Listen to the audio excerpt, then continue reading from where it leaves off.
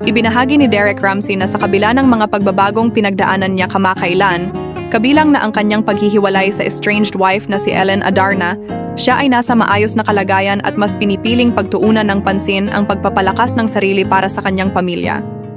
Sa panayam ni Morley Alinio na mapapanood sa YouTube noong Sabado, Enero 24, sinabi ni Ramsey na mas maayos na ang kanyang pakiramdam ngayon.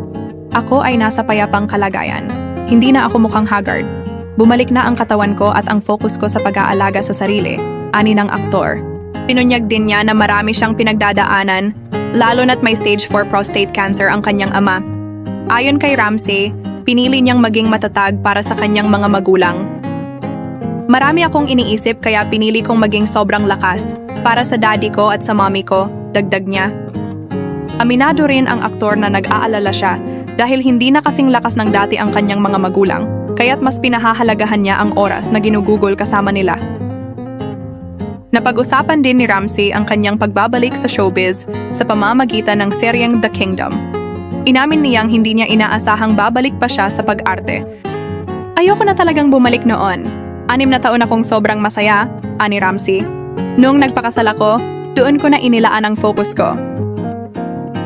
Dagdag pa niya, mahal niya ang pag-arte, ngunit mas naging excited siya sa bagong yugto ng kanyang buhay bilang asawa at ama.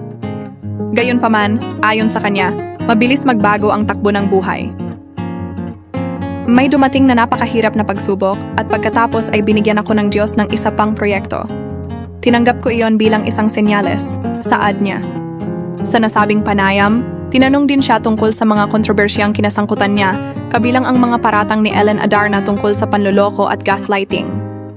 Gayunpaman, ang kanyang mga sagot ukol dito ay ipalalabas pa sa ikalawang bahagi ng vlog.